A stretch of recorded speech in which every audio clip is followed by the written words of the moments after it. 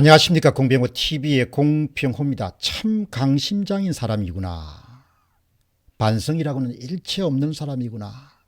3구 대선을 실질적으로 진두지휘했던 송영길 전 민주당 당대표의 최근 행보를 보면서 드는 생각입니다.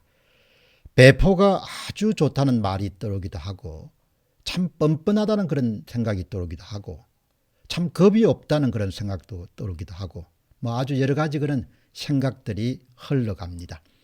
3구 대선을 차근차근 그렇게 분석해 가면서 구체적인 전산 조작 방법부터 시작해서 조작 규모, 조작 방법 등이 속속 밝혀지고 있는데, 민주당에서는 대선을 진두지휘했던 송영길과 윤호중 두 사람은 전혀 아랑곳하지 않고 그야말로 폼을 잡고 다니는 것을 보면서 정말 의안이 벙벙합니다. 말이 나오지 않습니다. 그래서 우상호 총괄선대위원장은 현실 정치와 약간의 거리를 두고 조심스럽게 관망하는 그런 태도를 취하고 있는 그런 모양새가 대도적입니다. 송영길 당대표의 최근 행보를 한번 살펴보도록 하겠습니다. 3월 10일 날 오후 10시 대선 패배 책임을 지고 총사퇴를 하게 됩니다. 그리고 그 이후에 일정한 시간을 두고 충격을 어느 정도 수습한 그런 시간에 송영길 전 당대표와 가까운 국회의원들을 중심으로 송영길 전 당대표의 서울시장 추대론이 제기가 됩니다. 3월 28일 날 이 같은 추대론에 대해서 우상호 전 선대위 총괄본부장이 한 방송에 나가서 반대를 분명히 합니다. 대선 패배에 책임을 지고 물러난 사람이다. 그런 이유를 댑니다. 3월 29일 날 김남국 국회의원과 정승호 국회의원과 함께 경북 연천 은혜사를 방문해서 템플스테이 중인 송영길 전 당대표에게 서울시장 출마를 권고했다라는 그런 내용을 김남국 전 의원이 공개합니다. 4월 1일 날 송영길 전 당대표는 자신의 페이스북을 통해서 서울시장 출마 가능성을 공개적으로 언급하고 나왔습니다. 그러니까 그야말로 잉크도 마르지 않을 만큼 대선에서 어떤 일이 일어났는지 정말 많은 그런 국민들이 알고 있는 상태에서 또다시 내가 서울시장 출마할 가능성이 높습니다라는 그런 예고를 하게 됩니다. 한번 들어보시죠. 서울 시민이 됐습니다. 저는 대선 패배의 책임을 지고 민주당 당대표직에서 내려와 전국을 돌았습니다. 고요한 산사에서 망가진 몸을 다스리고 흥그러진 마음을 다잡는 가운데 지지자들의 여러 목소리도 함께 들었습니다. 아직도 눈물이 납니다. 속이 아픕니다. TV를 안 봅니다. 이렇듯 가슴 아파하고 마음 둘 곳 없어 하셨습니다. 지방선거가 다가오고 있고 제게 서울시장에 출마하라는 많은 분의 강한 요청과 목소리를 듣고 있습니다. 하지만 이것은 제 개인의 정치적 진로의 문제가 아닙니다. 대선 패배에 대한 당원과 지지자들의 아픔을 달래고 어떻게 경쟁력 있는 후보를 내세워 승리할 수 있느냐의 문제입니다. 이런 문제의식과 그에 따른 고민의 시간 속에서 당에서 필요하다고 하면 언제라도 출마할 준비를 해달라는 윤호중 비대위원장님의 말씀을 들었습니다. 주소 이전 마감 시한이 오늘입니다.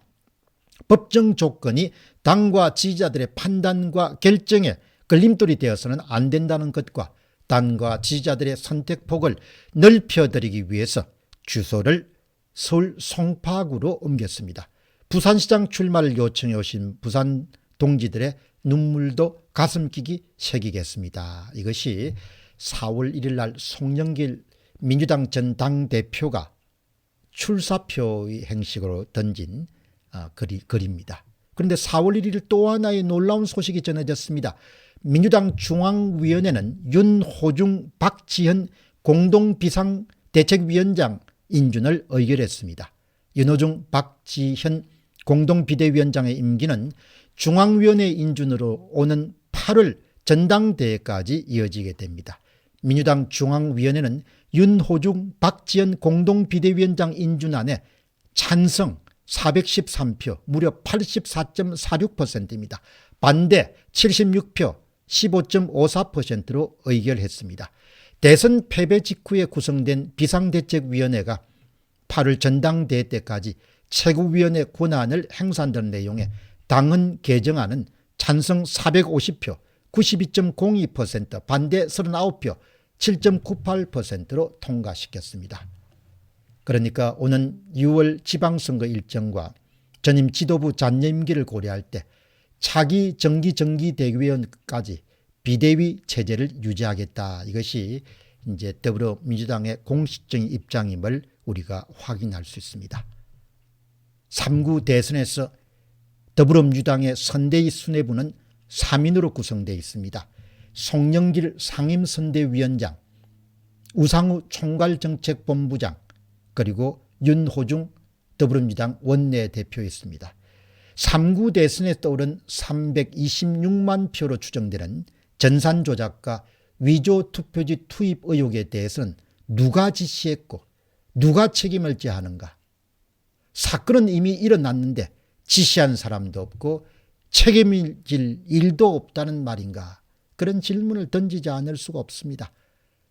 3월 5일 날 확진자 사전투표에서 부정선거가 발견된 일뿐만 아니고 3구 대선에서 일어난 그 많은 위조투표지 투입 사례들을 누가 책임져야 되는가? 누가 지시했는가? 이런 부분에 대한 질문을, 의문을 던지지 않을 수 없습니다. 최근 더불어민주당의 행보를 보면 이런 확신을 갖고 있는 것 같습니다. 윤석열 정부는 절대로 부정선거 문제를 까발릴 수 없다. 윤석열 당선인은 절대로 부정선거 문제를 까발릴 수 없다. 이런 확신이 있기 때문에 바로 3구 대선의 민주당 지휘부였던 송영길 당대표와 윤호중 비대위원장이 저렇게 행동하는 것이라고 봅니다. 그런 판단이 서지 않고서는 송영길 전 당대표와 윤호중 전 원내대표가 저렇게 활기차게 용감하게 기세 좋게 활동할 수는 없다고 봅니다. 정말 대단한 세상입니다. 정말 기이한 세상입니다. 엄청난 범죄가 발생했고 범죄의 혐의를 강하게 받는 사람들이 모두 그런 것 없어.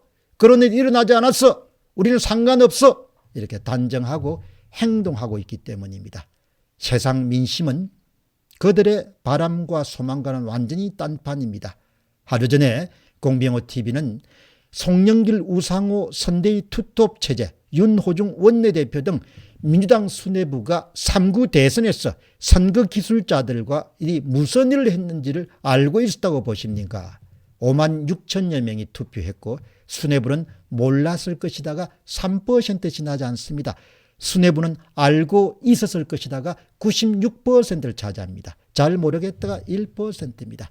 정말 함께 미치지 않고서는 이해할 수 없고 납득할 수도 없고 동의할 수 없는 그런 세상이 되었습니다.